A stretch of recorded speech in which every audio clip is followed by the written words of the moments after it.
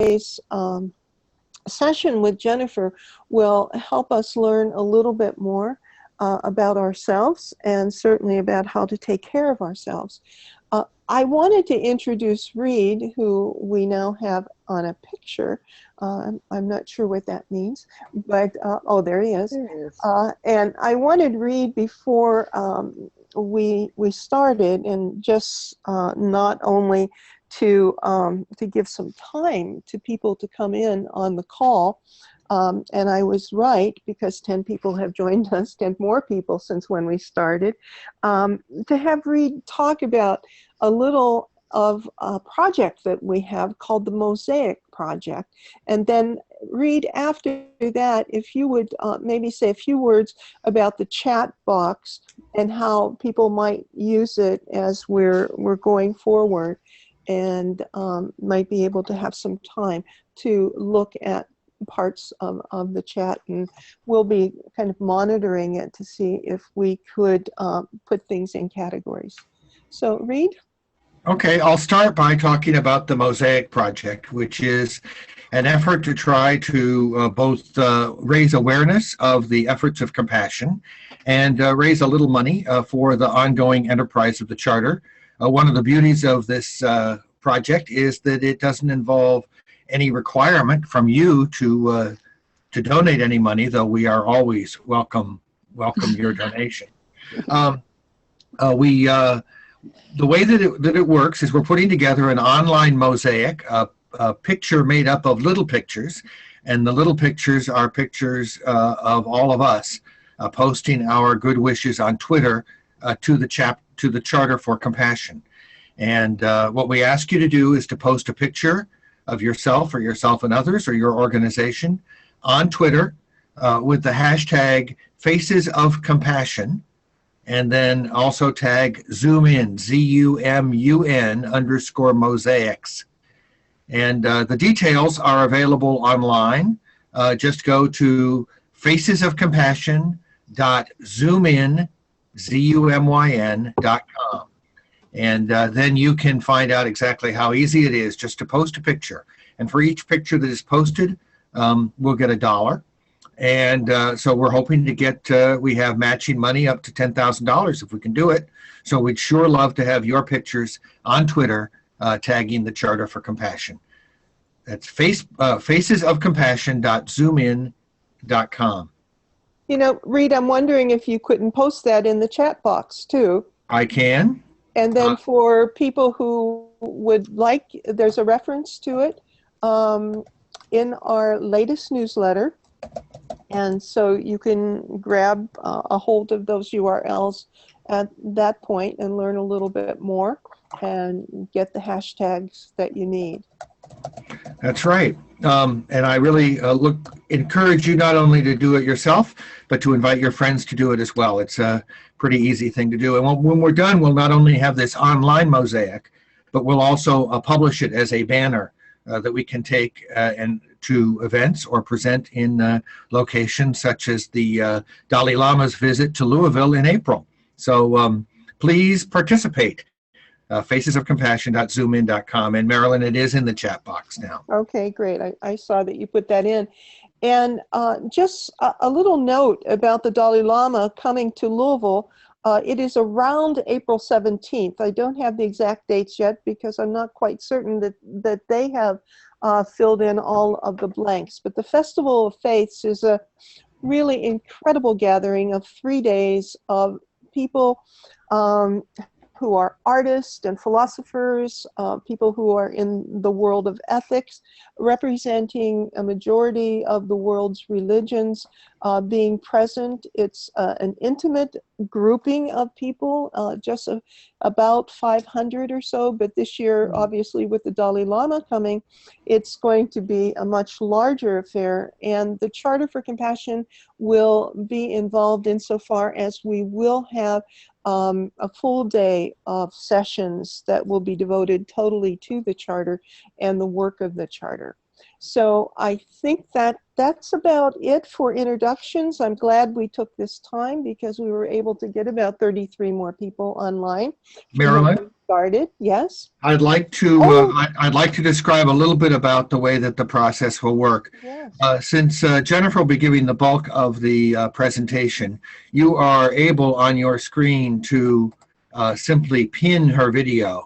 If you right click on the image of Jennifer when she's speaking, you can pin it so that if there's any other noise, it would not pop the other faces up. And if you have a question for Jennifer, you can post a question in the Q&A box, and we will, as we answer them, either answer them in text online, or we can answer them and Jennifer can take them. We'll either pose them to her or she can read them herself. We'll decide how that goes. And chat is open. You can chat to individual people, or you can chat to everyone that's on the screen, so you can that's participating, so everyone can see the chat activity. And I saw that some people also raised their hands. That's a way to get attention for yourself. And if I see a raised hand, I will. 4 people, just 3 people, just 2 people just did. So I'll keep an eye on that as well. I hope you enjoy the presentation. I look forward to it myself very much. Great. And so I should start out by saying that we, again, are very grateful for Jennifer to give us this time today.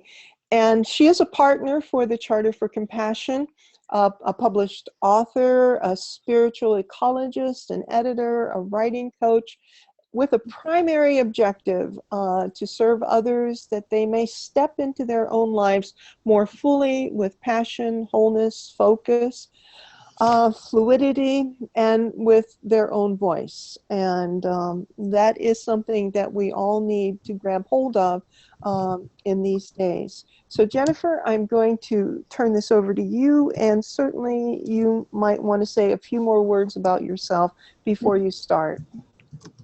Thank you so much, Marilyn. First of all, I really want to thank the Charter. Marilyn and Reed have been incredible, including answering line-by-line questions that I was sending yesterday about how Zoom works.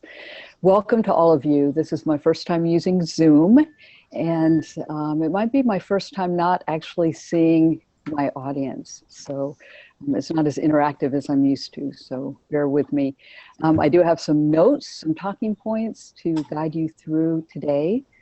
But I'd like to start with a quote by Karen Armstrong, who some of you might identify as the seed for this incredible work that the Charter for Compassion does. And the quote is this: "Compassion is not an option, it's the key to our survival."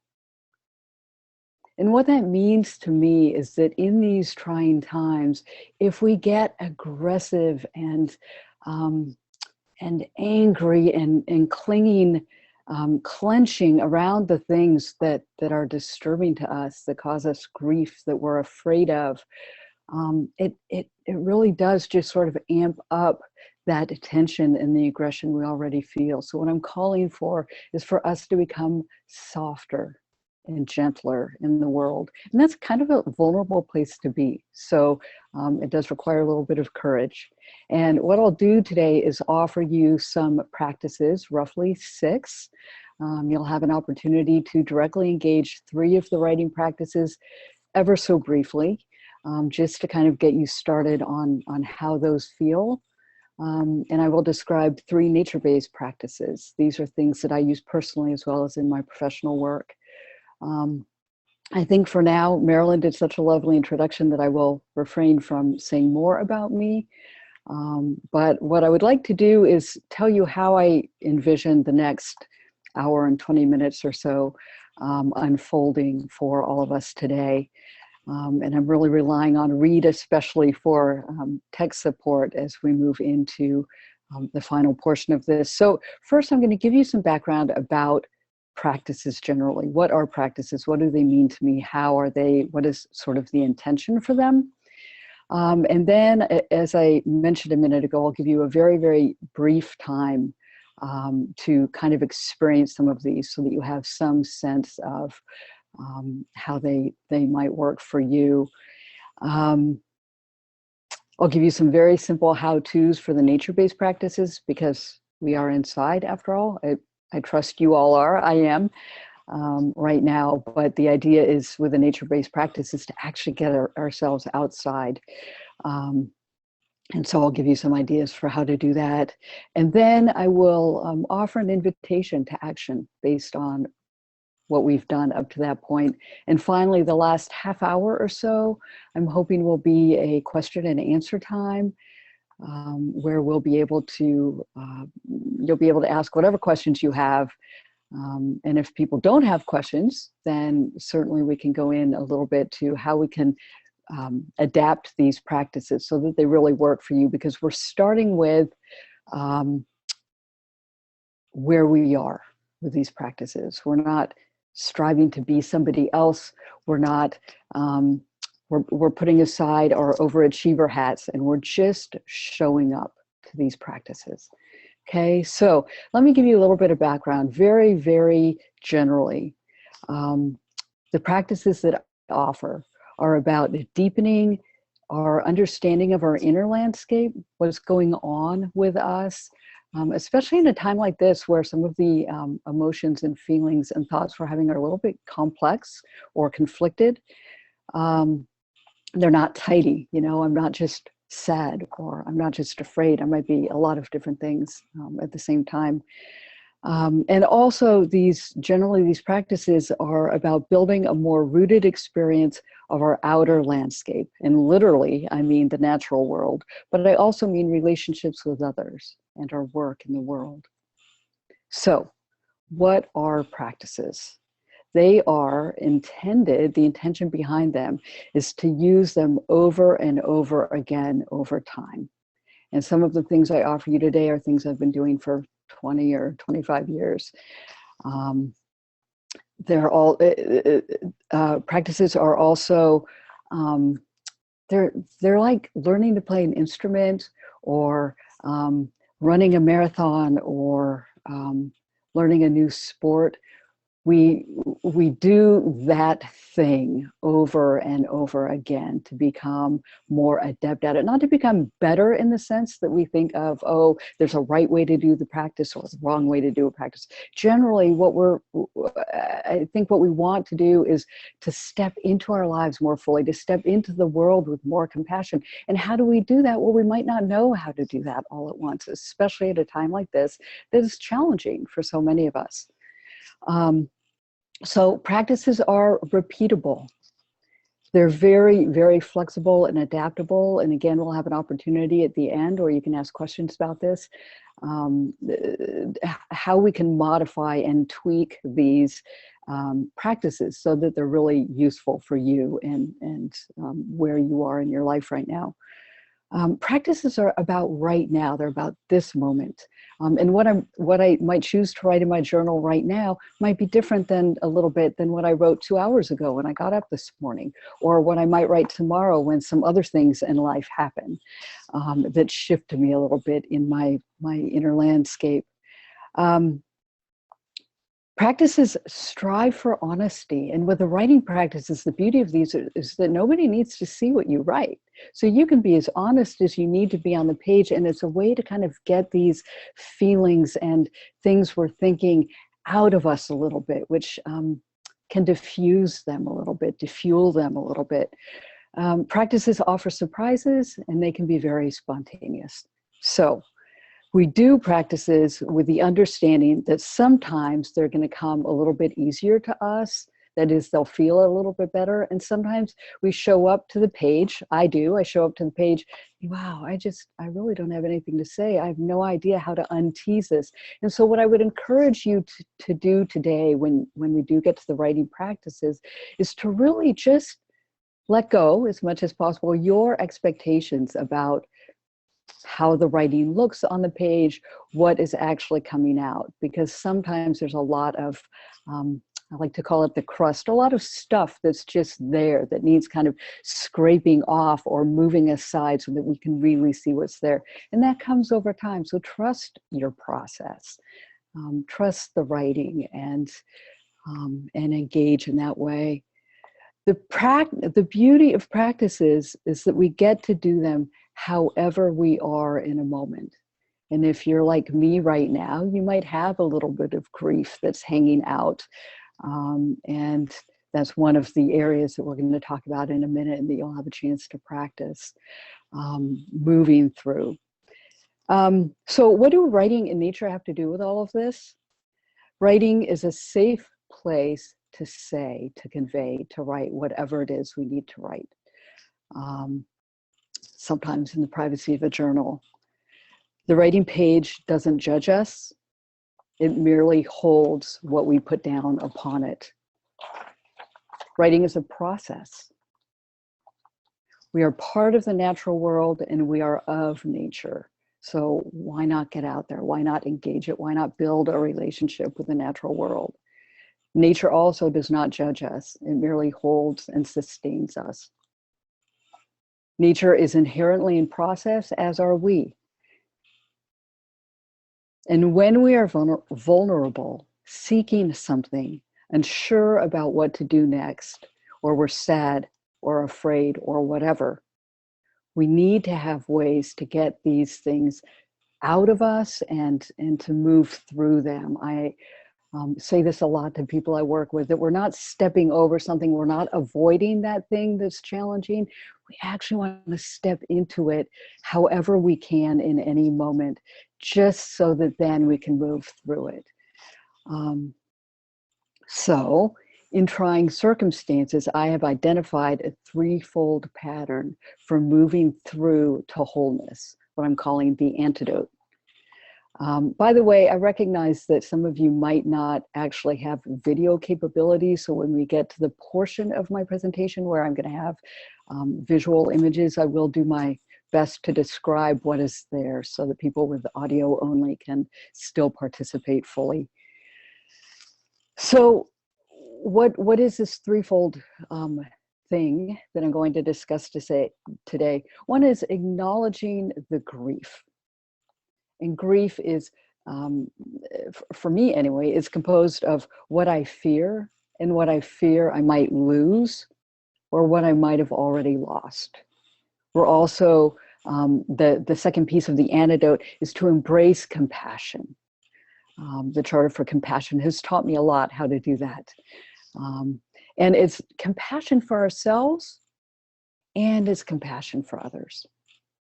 And then the third piece is being a kind action practitioner. That is, how do we actually do kindness, especially when we're feeling vulnerable? So now is the time. Get your pens ready, your pencils, your paper. I hope that you have those things with you. Usually when I offer these kinds of practices to people, I'm kind of rigid, I guess I'll admit, about how we do them. I ask people to bring unlined paper with them and to turn their page landscape orientation. But I get that we're on the phone and you might be someplace that all those things aren't available to you. So just do the best you can, put a pen on page, and I will guide you through the practices. So, things to remember: please write quickly, partly because that's a way to trick ourselves into not having to write everything we know and carefully craft it. This isn't a final product. This is just a process. So have fun with it, or be tender with it, but let your hand move quickly. You don't need to guess what's going to be on the page. Just spontaneously move your hand across that page. And if you are typing for some reason on a computer instead of handwriting, which some of you might be, or on a device, feel free to type. Just type your heart out as fast as you can go. And surprises can happen when we do that. There's no right or wrong way to do this. There's no expected outcome. And there's no need to share this with anybody. You get to keep this all to yourself. So if you see things on the page that you don't feel comfortable with, that's good. That means you got to something. But you don't need to feel like you need to share that with me or the group today in this call or with anybody. So we're going to move into grief first. We're going to deal with grief compassion and kind action. There are going to be 2 practices each that I will offer you. One will be a writing practice, one will be a nature practice. So get your pens ready. Here is the first writing prompt, and I'll give you maybe 2 or 3 minutes to do this, not very long, probably not long enough, but being that we want to get through some things, and this is just to kind of get you started. So take a minute, the first writing prompt. What have you lost? Or what are you afraid of losing? And how does that feel? So please now engage your page, your fingers on keyboard, your hand with a pen, and write about that. I'm going to give you about 2 or 3 minutes.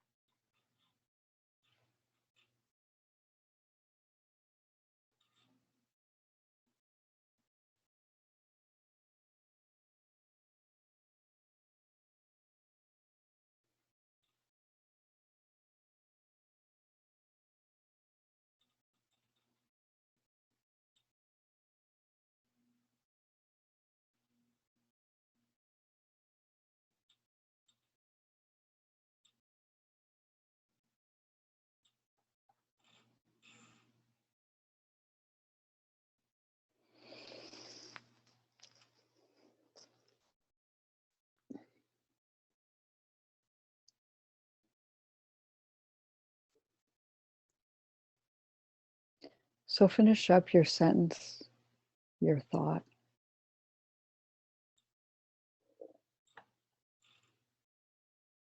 Put your pen down, stretch your fingers a little bit if that was a lot of writing for you.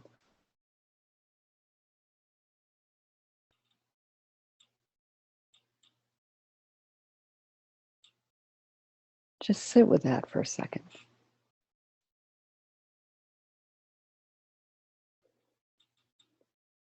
That's only the barest start. I'll give you some ideas after I introduce the practices for how you can kind of what a good starting place might be if you're not used to writing on a regular basis, or if you're not used to writing about difficult feelings. So this practice allows us to let the non-judgmental page hold whatever is there for us in a moment. This is one way we can work with grief, is to just spew it onto the page. And if you feel like maybe you've only just, you only had just gotten started, that's good. That means there's something there that can be, that's ready to move through you. Okay? So I want to move now to a nature prompt, a nature practice that can help you when you're feeling grief, difficult feelings, frustration, anger, sadness, confusion. And so in preparation for introducing this practice, which obviously we're not going to do because we're sitting inside right now, most of us anyway, is to take a minute to consider for yourself what type of area in nature feels good to you. Where outside do you feel nurtured when you feel afraid or sad? And think about the landscape features. Think about weather or temperature. Think about location, geography.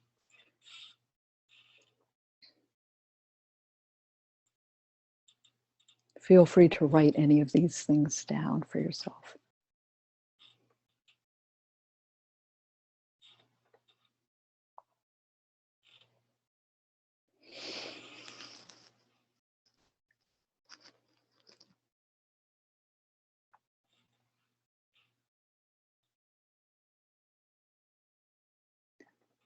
So keeping that place in mind, let me describe to you the very most basic way that we can engage the natural world in order to sort of offer us comfort when we need that. So to translate this, what you've just begun to think about, or what you might already know, if you have a practice of going out into the natural world when you're feeling something and you need a bigger space to help you hold that feeling, a nurturing space. So to translate that into practice, here's what I suggest you do. The first thing is to identify a place that is safe and comfortable, that's private, and that's easily accessible, someplace outdoors. It might be your yard, a patio, a nearby forest area. It might be a beach. It might be the desert. It might be stepping out simply into fresh air if you're in an urban environment, far from natural areas. Just getting out of the four walls. Okay. That's the first thing, a place that's safe and comfortable and private. And I highly recommend you don't have your phone on, engaged with it. So many of us are very connected to our devices and reliant upon them, but this is really an opportunity to let the natural world hold you and take care of you. Okay, so finding that safe place and then going there and resting there, sitting, lying down, walking, doing that on a regular basis. You can decide for you what regular means. For me, it's frequent. And it might be short little doses, or it might be a few short doses, and then I go out for a whole day because I really need to be out on the land. And then while you're there, after you've settled in, when you're feeling comfortable and soothed, notice what's going on around you. Notice what's happening in the natural world. If you go repeatedly, notice what remains the same and what might change. Because after all, the natural world is a mirror for us, or it can be a mirror. And so watch what's happening out there and then think about how that relates to what's happening in here for you. Okay, are you all still here? It looks like there's still participants on the call. That's good. I wish I could see you all. That's the hardest part about this call for me, is not being able to see and hear you. Okay, so let's move to compassion. You're still here. Hi, Maya. Thanks for confirming that. Appreciate that. So let's move into compassion. The heart of this call, the heart of this work, the heart of these practices is really about getting soft and tender and gentle and being loving in the face of really difficult circumstances. So here's another writing prompt. Again, I'll give you 2 to 3 minutes to just kind of get started, to just feel what it feels like to hear a writing prompt and to move through it a little bit.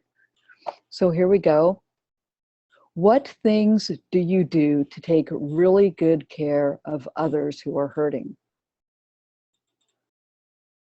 Maybe you can list those briefly. Which of the things you listed are you willing to do for yourself? Is there anyone you can ask to help you hold your difficult feelings? And are you willing to ask for help? Those are a lot of prompts. Choose which one is juicy for you and spend a few minutes now, please, writing about that.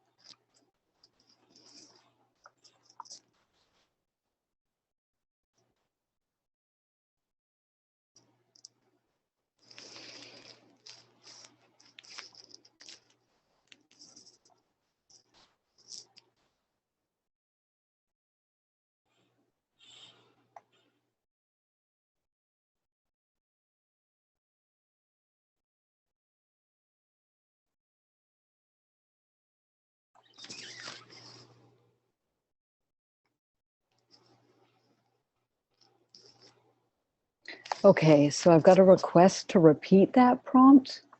It's a long one. There are a lot of questions, so engage the one that is meaningful to you. What things do you do to take really good care of other people who are hurting? And what of those things are you willing to do for yourself when you are hurting? Is there someone you can ask to help hold your difficult feelings, to listen to you? And are you willing to ask for help?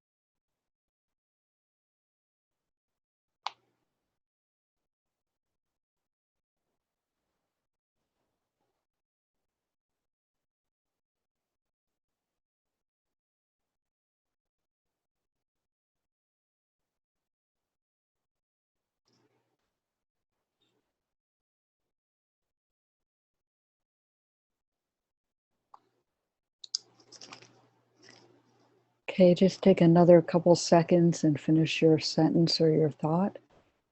Maybe not your thought if you have a lot of thoughts like me. Maybe just finish your sentence.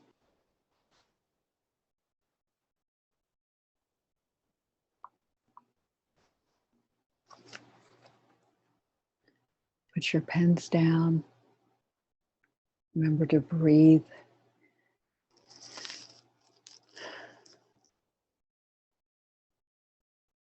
When we recognize that we instinctively know how to nurture others and to care for others, our children, our loved ones, our parents, our friends, we can remember that we need to care for ourselves as well, and that we know how to do that. This is one way, a way of many, that we can nurture compassion for ourselves.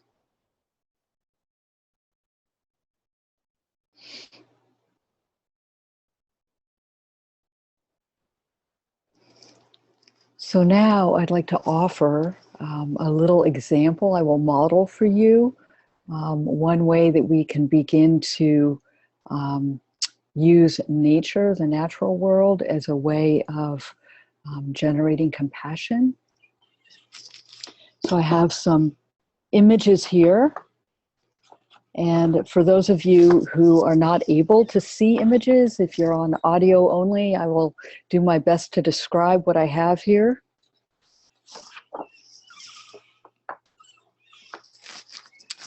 So what I'm holding up for the viewer is a photo I took of a natural area.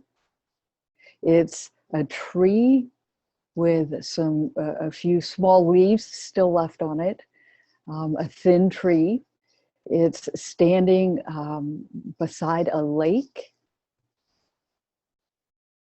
There are some bluish mountains in the background that are on the edge, the far edge of the lake, and some low clouds, white clouds that are hanging in. It's this is a place I went in the springtime here in the Pacific Northwest, so it was a pretty rainy, overcast day, and the image shows that. And so here's an example of how I might use an image of nature, and I also have some objects I'll demonstrate with a couple different things so that you can get an idea. This is one way that I can begin to connect myself with what seems very different from me. So I look at this image and there's a tree in it. And I think in some moment about, or I feel some connection to that tree. Wow, that's a really pretty tree, and it has some limbs that are kind of branching out. Most of them are branching out out of the right side of the tree, but there's one limb that starts low and kind of angles off to the left. And then some moment I might think about those as pathways for my life. Oh, there are these many pathways I'm used to taking that are like the limbs on this one side of the tree, but maybe I'll take this other, I'll check out this other limb that's by itself, this other new pathway. I might look at this image and see that the color of the water is very teal. It's very greeny blue, which happens to be a color I very much like. It's in my business name, in fact. And to look at that and to feel soothed by that, oh, that's what I needed today. I really needed to see that teal color, to feel that color of the heart. Oh, that's very soothing for me. And so we can use images of nature to actually begin to connect with what feels different. So I'm not a tree and I'm not water, although I'm a bag of water, right? I'm not a mountain or a cloud, but I can connect with those things. I can feel some moment of how I'm the same, or what I can learn, or some comfort I might get from those things in the image. Likewise,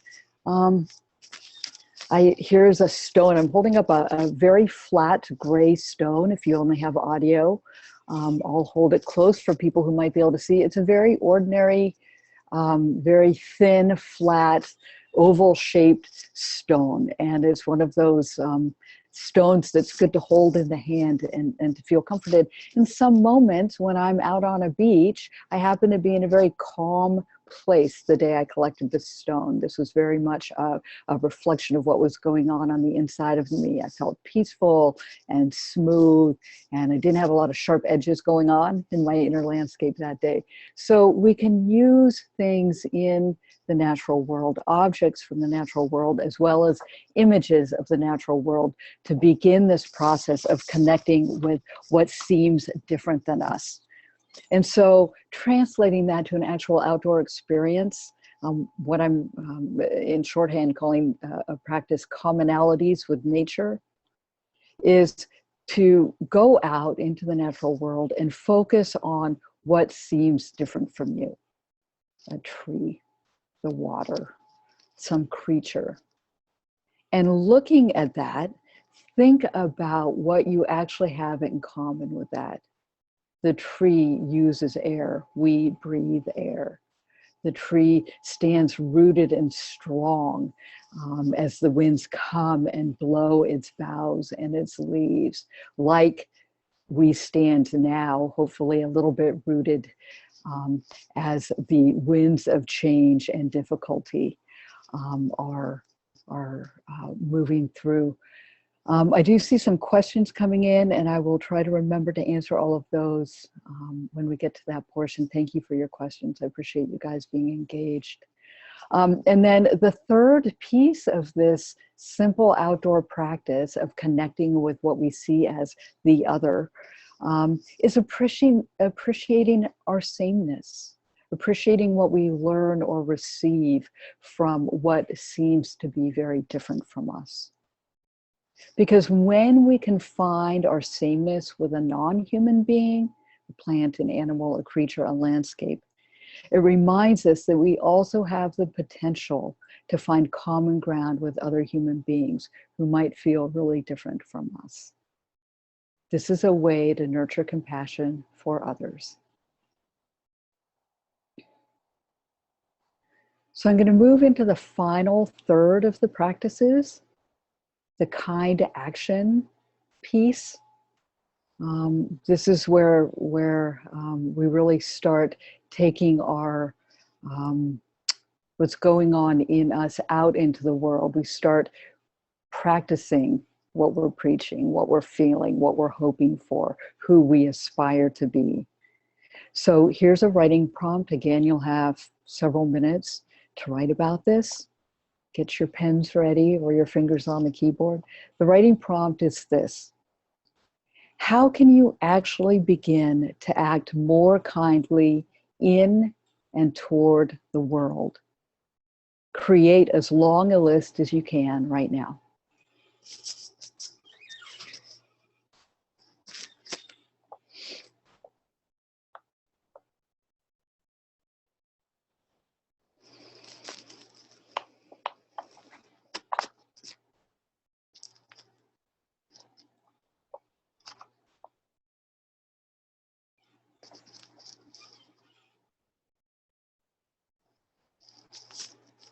Yes, I will repeat that question for the writing prompt.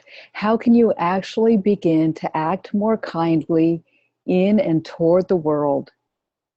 Create as long a list as you can right now.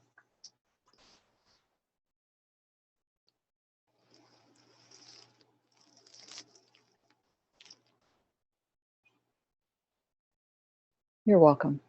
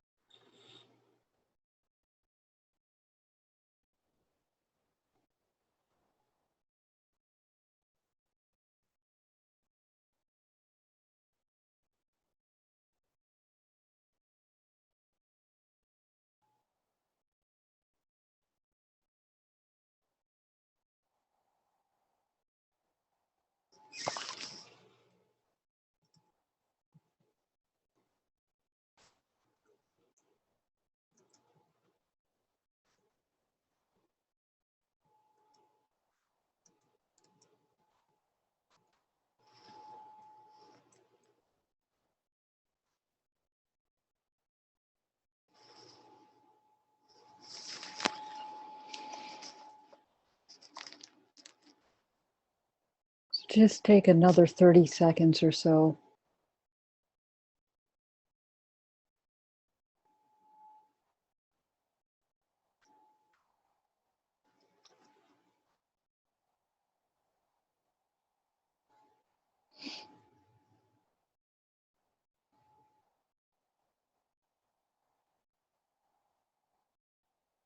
Put your pens down, please.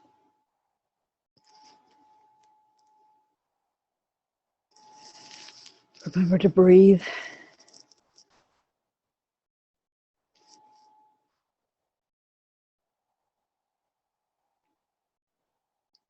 The first step toward behaving kindly in the world is knowing that we have a way to do that. Pretty simple, but you've just created a list or started a list of ways that you can offer yourself in softness, gentleness, kindness, compassion to the world. So let me go through the final practice with you. It's a nature practice. And I'm going to show an image again, and I'm going to describe it. And then for people who can't see it, and sort of what happened and what this image is. And then I will guide you through the steps for the nature practice for kind action. So what I'm holding up here is an image of what I call a nature altar. I created this in downtown Seattle on a Sunday, so it wasn't a bustling day, busy with people going to work, but there were definitely people around. I was on a sidewalk, a cement sidewalk next to a concrete building with a busy asphalt street and a lot of cars running by, and there happened to be a tree, which you can see the base of in this image. And knowing that I was going to be creating this nature altar there for actually an interview that I was part of, I brought some items from my backyard to create this nature altar. And I just gathered up that morning what was very easy and accessible to me. So I picked up some fallen yellow leaves that had fallen. This was about a month ago.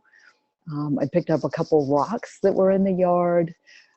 I scooped up a bunch of pine needles, most of which were brown, a little bit of moss, and a few other items, and maybe some twigs and flowers.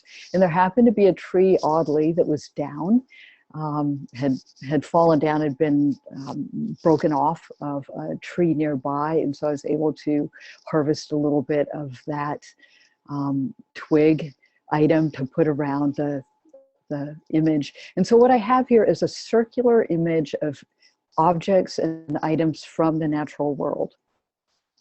And I quietly gathered the items because I was being interviewed. I was asked to describe what I was doing, but I didn't use a lot of words. I mostly demonstrated that I was placing these in a simple arrangement that looked nice to me in the moment, given the conditions. It was also raining pretty hard that day.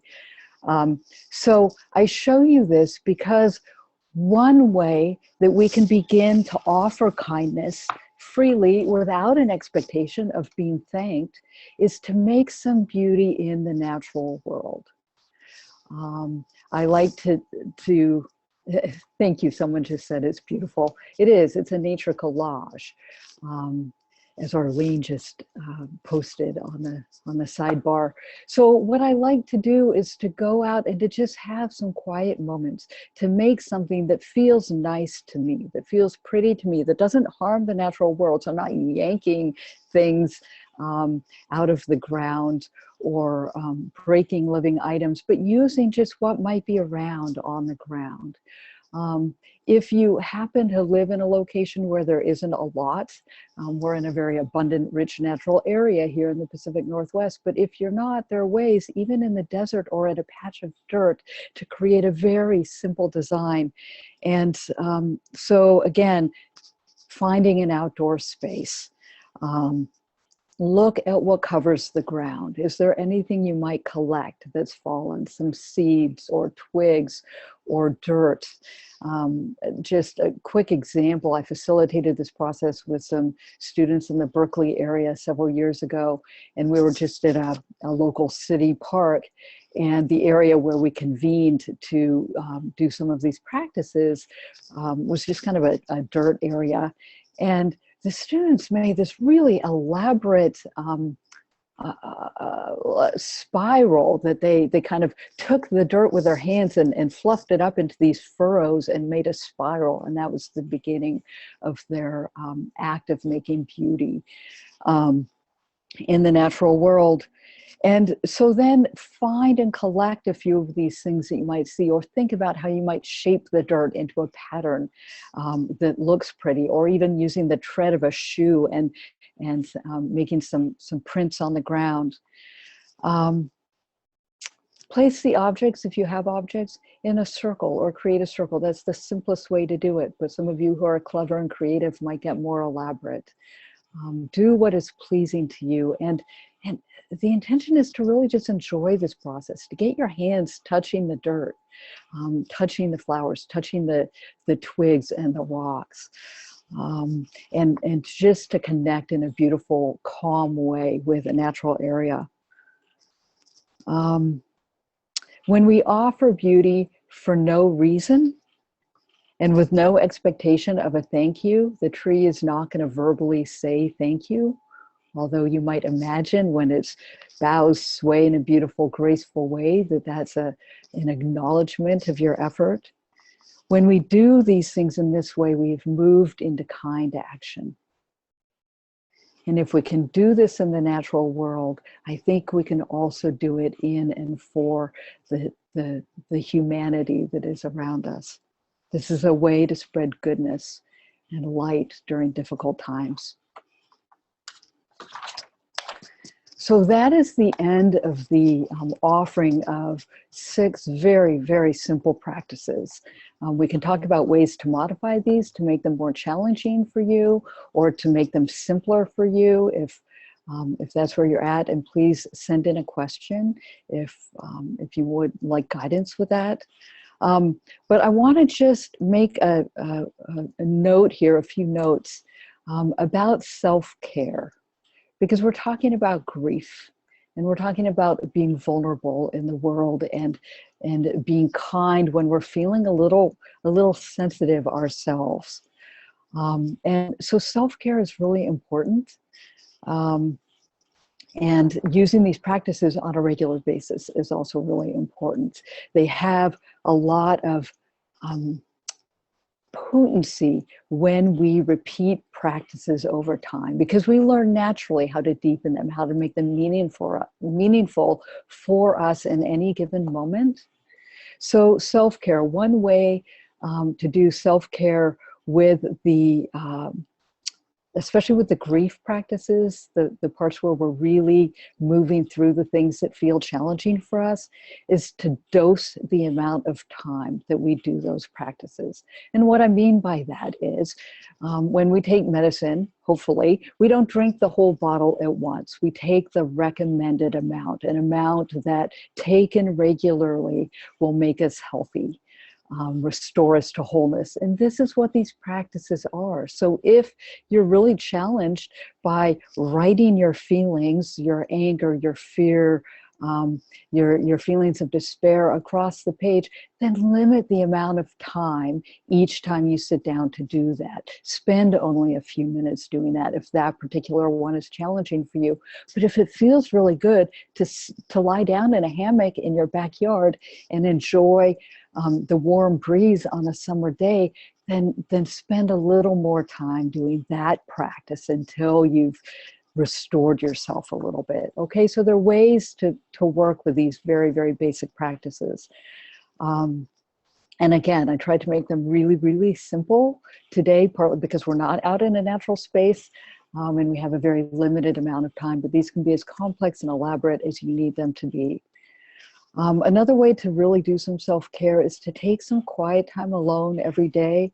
And again, I mean the phone away, off, quiet, to just sit with ourselves, to remember who we are, to acknowledge that we're having feelings that might feel challenging, or that, oh, to celebrate, oh, I have a moment of peace right now. This is great. And also when you're going through some of these challenges, especially if you're grieving or you've lost somebody, in that case of really acute grief, relax the demands you have of yourself just a little bit. You don't need to do all of the things that you normally do in a given day. You can do shorter bits of things that you need to do in a given day, but to just give yourself a little bit of spaciousness to be able to work through some of the things that you're feeling and experiencing. And remind yourself that this is a process. It's going to take time. We don't do one practice and suddenly feel better and everything's fixed and the world's grand and loving and compassionate. Not really. It doesn't really work like that. So how can we step into these things in a way that acknowledges that we're going to rejoice with the little tiny successes, the little tiny bits of insight we get when we're writing, the little bits of comfort that we receive in 10 minutes in an outdoor experience. So a couple quick reminders, and then we'll move into the question and answer part of today's call. Practices become more useful and potent the more we engage them. I recommend doing them on a regular basis. And what does regular mean? That really depends on you and your schedule and your inclination to engage these practices. I write every day, but I'm a writer. This is what I do. So I journal every day. I engage the natural world every day. I'm looking over to the other side of my office where I have what I call a nature calendar. And I take one object for every day, for every calendar day, and place it on a round template that I have. And I photograph it at regular intervals during the month. And it's just a quick, momentary way in my day to touch base with the natural world inside while I'm working. The nature-based practices, you'll do them as you can get out into the natural world. For some people, that'll be weekly. For some people, that'll be daily. We can engage these practices more deeply or more gently than we did today, or that you might do on a weekend versus on a work day. We can write with or without a prompt. I gave you prompts today just to kind of get you started, but you can certainly do free writing across the page and let whatever happens, happens. You can write about grief or whatever else is coming up for you. Getting reconnected with nature, building deeper relationships with place and nature really does serve to root and connect us with all beings, just as writing does help us connect more deeply with our inner landscapes. So I'm going to invite you now to an action piece, and then we're going to move into the questions. And here's my invitation. It takes the form of a question. How will you commit to one or more of these practices? Which ones? How often? Think about that for just a minute, and then please write a short intention that expresses this commitment for yourself. And I will literally give you 1 minute to do that.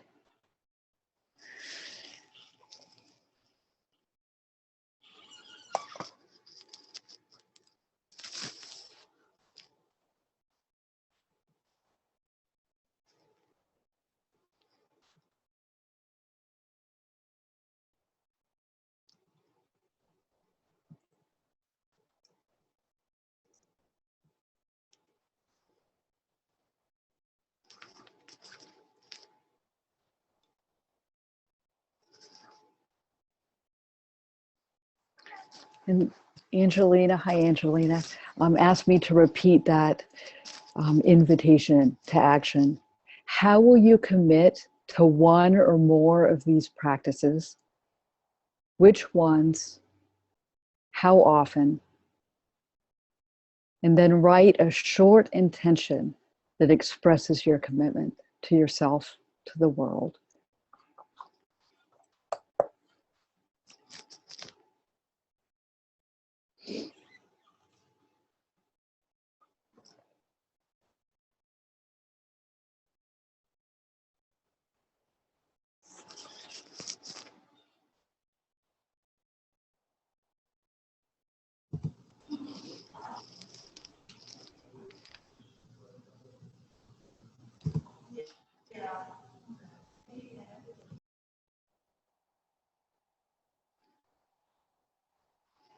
And you don't have to get the wording just so or just right.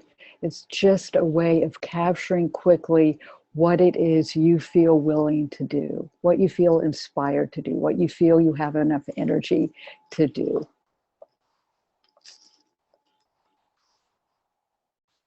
I've seen some really great comments on the sidebar, including somebody who is talking about ideas for a self-compassion nature retreat. I am all over that idea. I like that. Thank you, Krista.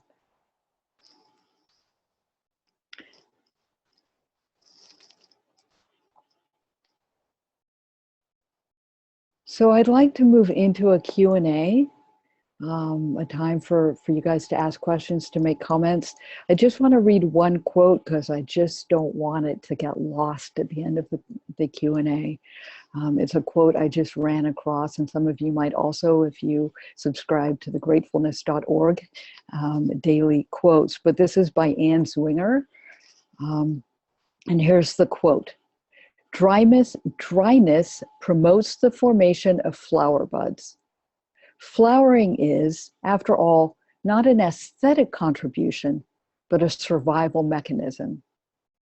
So my prayer for you is that you use this trying time to bloom into compassionate, peaceful action. And on that note, I thank you so much for being here, and we're going to open it up for questions. I think Reed is going to help us by offering some questions out loud. Yes, there are some questions coming up in Q&A. Kevin asks, can you implement these practices with all ages, kids and adults? How might you adapt some of these for different age groups? Great. Now, Reed, can everybody else hear you asking that question? Yes, they can. Okay, thanks. I just had to be sure so I don't have to repeat it. Yes, actually, these are very adaptable with all ages. I've done some of these with very, very little kids, including essentially toddlers, preschoolers. And really, if you're working with a particular age group, you are the best expert at how, for example, with children, what their tolerance will be for using these practices. Of course, I offer them as an adult to other adults, and the bulk of my clients that I work with daily are adults, that is between the age of 20 and 80. But it really, they can all be pared down. For example, with the writing practices, if you have children who aren't yet able to write, you can ask them to just say something in a word. And in terms of grief with children, actually, I'll make a special note and say there are tons of really wonderful books for children going through grief of various sorts. So if you're a person that does that kind of work, grief work, or working with children who are experiencing some kind of grief, do please check out those resources or email me, and I will locate my list of resources and send them to you. But yes, these are adaptable for all ages. So, for example, the outdoor practices with adults, I've had people who are physically unwell, who are not very mobile or are frail or chronically ill, who have been able to engage outdoor practices on a very limited, minimal scale. And part of that is dressing appropriately for the weather. Part of that is limiting the amount of time. And part of it is really letting people gauge for themselves what their own tolerance is for being out in nature. And all of you have a different tolerance. I could be out there all day, all night for days and weeks at a time. That's just me, and I have some experience doing that in my life. But some people, it really is a stretch even to go outside in the backyard for an hour. And weather conditions and other kinds of things alter that for people. So really use your best judgment and listen. If you're working with people or you want to bring these practices to people, pay attention to what they're saying and what they're asking for and what their needs are. And you'll all be good. There's no right way or wrong way to do these. Your email address is tealarborstories@gmail.com. Is that Yes. correct? And Yep. also folks can send questions or comments or request more information through the charter at contact@charterforcompassion.org, if that's a little easier to remember. And if you have an interest in sharing either anonymously or with your name or city, some of the things that you wrote today, we'd love to share them with Jennifer. And maybe if you indicate in an email to contact@charterforcompassion.org that it would be okay for us to share them more publicly, we'll include them in a report on this conference today as well. Beth has a question. How do I give space for the destructive greed and hate that is going on while opposing it and protecting myself and others? That is the question of the year, isn't it? That is a great question. Thank you so much. And Reed, I might have to ask you to read that again in a minute. Would you read it again, actually? How do I give space for the destructive greed and hate that's going on while also opposing it and protecting myself and others? So giving it space, but also responding and self-care. Okay, thanks, Reed. So a couple things about that. This is something I've been working very actively, very consciously, very daily, multiple times a day in the last several weeks, definitely, and over time. And what I would say is one way to make space for it is to simply give it voice. And how can you do that? Well, you can do that through writing, obviously, in a journal or privately, or letters to people you trust and feel safe with. But when I start thinking about words like oppose and opposition, and I'm the first to say I'm really struggling with this myself, that I'm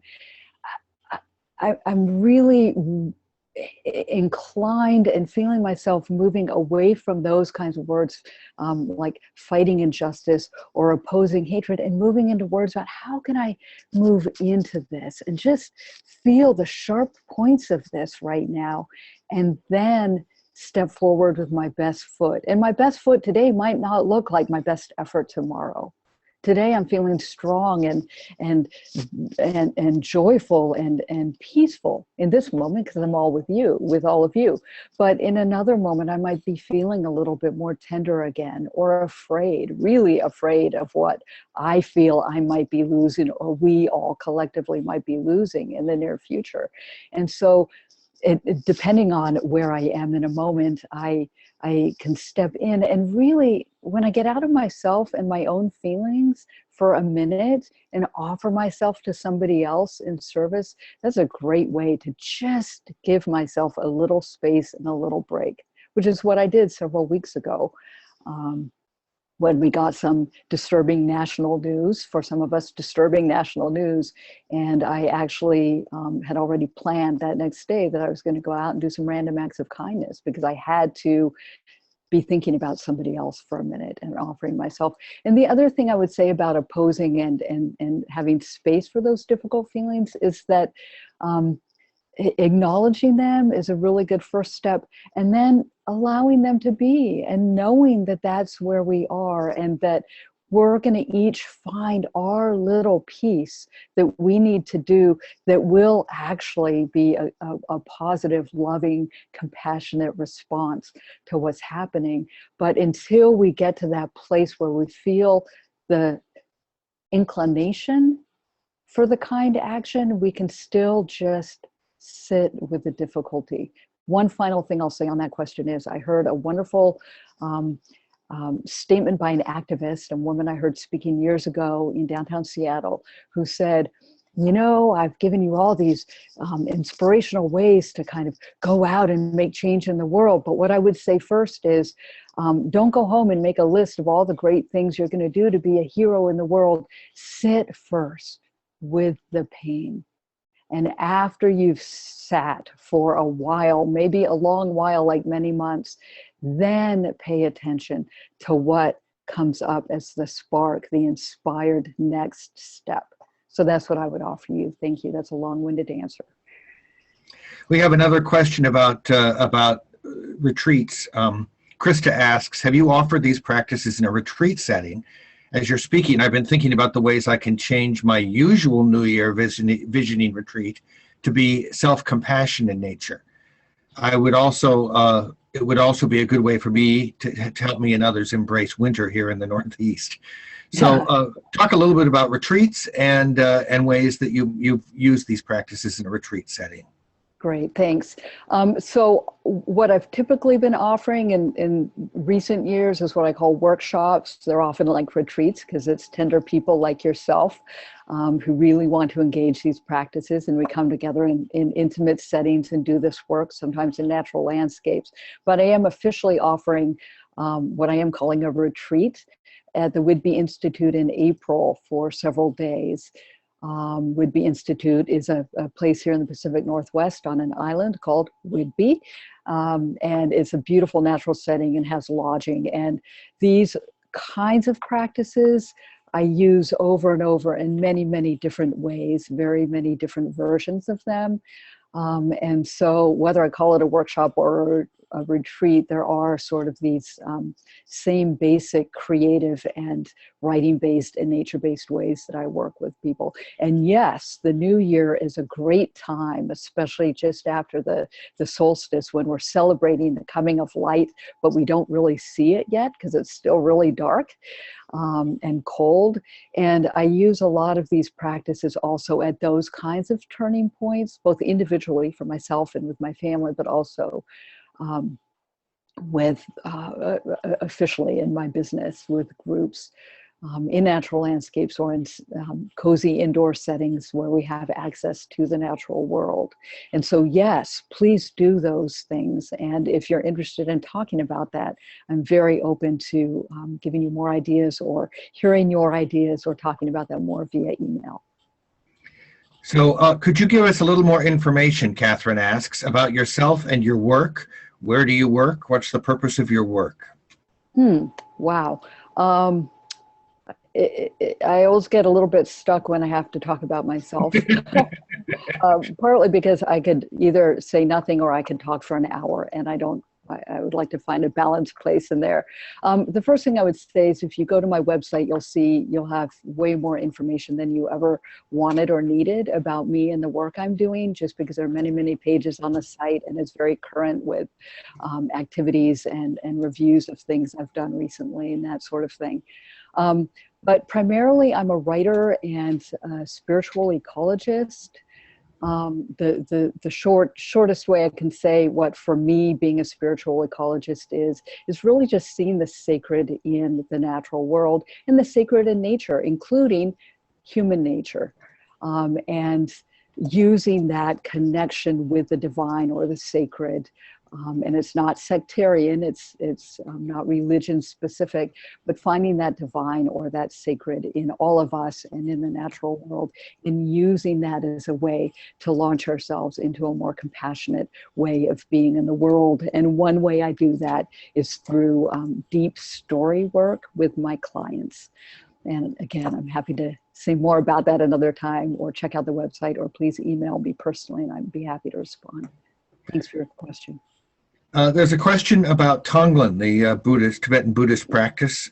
Can you comment a little bit on that practice and how it might relate to compassion? Obviously, it does. Yes, Tonglen is awesome. And if you're not familiar with Tonglen, and the person who asked the question was probably much better versed in it than I am, although I am a practitioner of Tonglen, it's basically a practice of breathing in. It can be a practice of breathing in the pain that is in us and in the world, and breathing out calm and goodness and goodwill. That's a really crash shorthand version of explaining it. But for me, the practice of Tonglen really comes into play these days on a daily basis. And it can be as simple as something, where my aging dog hurts herself, and I breathe in that my own pain at seeing her in distress, and then breathing out words and expressions of healing. It might be taking care of her a little bit, or calling the vet, or something like that. But in a bigger sense, I think it's a really wonderful practice for holding this challenge that many of us feel right now in the world, the upcoming things that feels scary, and to really move into that and to see, where in myself am I afraid, and how can I what would I want for that? How can I soothe that fear or soothe that anxiety a little bit for me? And the same way that I might offer that to myself, I can offer it to the world. So I hope that addresses your question a little bit. Again, I think you're probably better versed in it than I am. Carmen says that she took a course, The Science of Happiness. It was so enjoyable that I'm now wondering about the science of compassion. Information about the science of compassion. Anything to say about that today? What I would say is please check out the Charter for Compassion's Education Institute. They have course offerings. There's one, I don't know if it's just ended or still in progress, on empathy. What is her course, Reed? Now I'm forgetting. I think it's on empathy. Barbara Kerr is teaching an ongoing course, and you can find out more information about that, about how to enable compassion in your life. I don't know. I think maybe the registration is concluded. I see Marilyn has rejoined us. I don't know if she can hear us, but there's information about that, and I know it will be offered again. We're continuing to offer that course. And there's also other information on the Charter website about the science of compassion.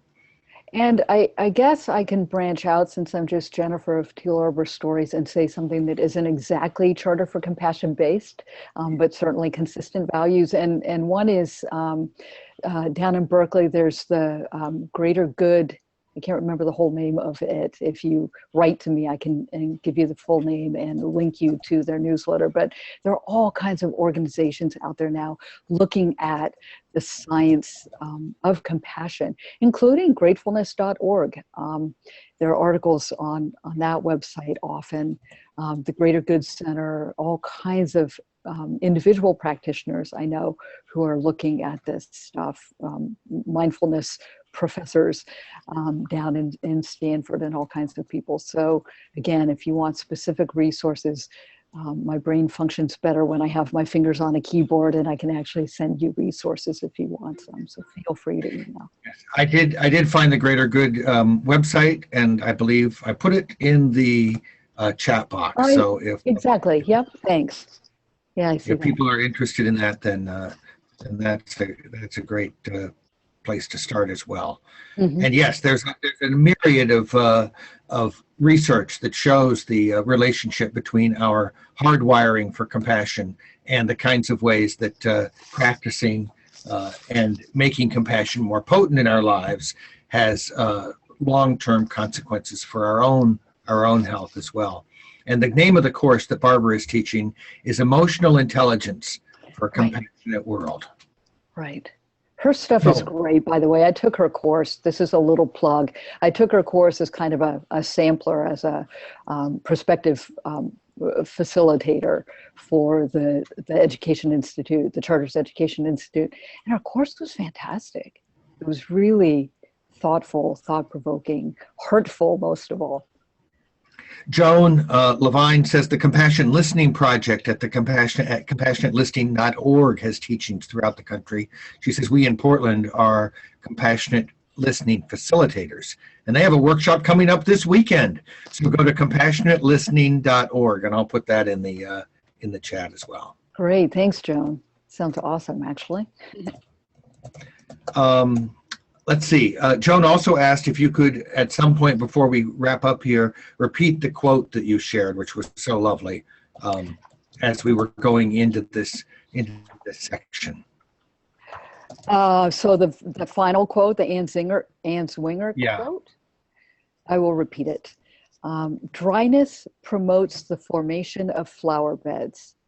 Flowering is, after all, not an aesthetic contribution, but a survival mechanism. Thank you.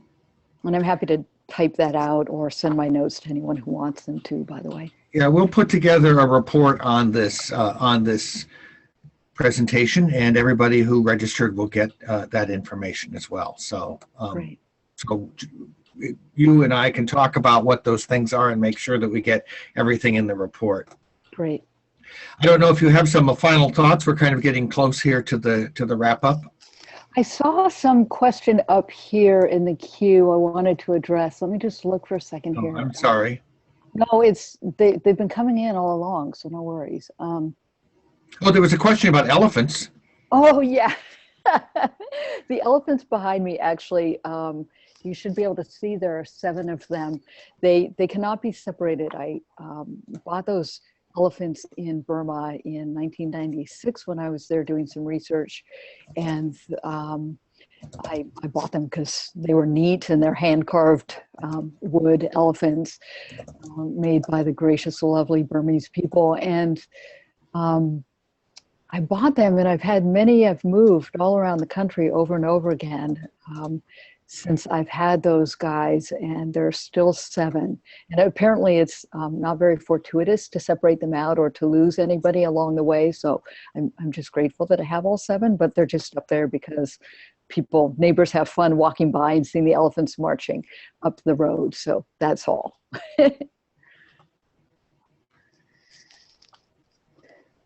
And let's see, the last thing I might just mention is that, as I said, we'll send out a report. I'm not sure exactly what the status of the recording is, but Jennifer and I can talk about that offline and get back to you about information about that. And as she said, there's a lot of information on her website, tealarborstories.com. And you're open to answering questions from many of our participants today, right? Absolutely. I see a question here about using my presentation. Of course, please use these ideas, use these practices with anybody and everybody. That's the point. I'm just here today because I wanted to share them with you. And my hope is that we will all become practitioners of these things. Yes, please. That was from Lisa, I think. Now I've lost the thread. That's right. Let me just look to see if there are, so that was the answer to Lisa's question. I would also like to let people know about a couple of upcoming events if this is a good time for that. I don't know if there's anything you want to share about what's coming up next with you, Jennifer. I will say that I'm really hoping to get a little downtime this holiday season. That's the first thing I'm hoping for. But I do have a lot of things coming up in just after the new year. One is the Whidbey Island retreat, and it's a very, very small offering. There are only, less than 15, perhaps only 10 spaces available. So if people are interested in that, please contact me. There's a tiny little write-up about it on my website on the workshops and offerings page. And I'll be co-facilitating that with an incredible human being who is Mr. Compassion himself, an astute, award-winning writer-producer named Bert Kempner. And he'll be co-facilitating that workshop with me on Whidbey. Before that, though, I do have at least monthly local workshop offerings, but I'm always happy to offer workshops or convenings of people for building practices, using these practices for various purposes in online formats. And now that I've had Reed as the tech support for this Zoom, I'm seeing that it's probably easier to use than I imagined or feared.